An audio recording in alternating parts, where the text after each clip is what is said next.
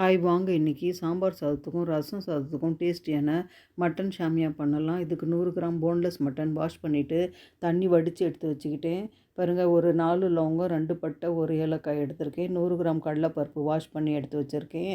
1 spoon garam masala, 1 spoon மிளகாத்தூள், 1 spoon மஞ்சத்தூள், 1 spoon மல்லித்தூள் எடுத்துக்கோங்க. ஒரு 6 7 சின்ன வெங்காயம் எடுத்துக்கோங்க. சின்ன வெங்காயம் இல்லைன்னா பெரிய வெங்காயம் ஆஃப் எடுத்துக்கோங்க.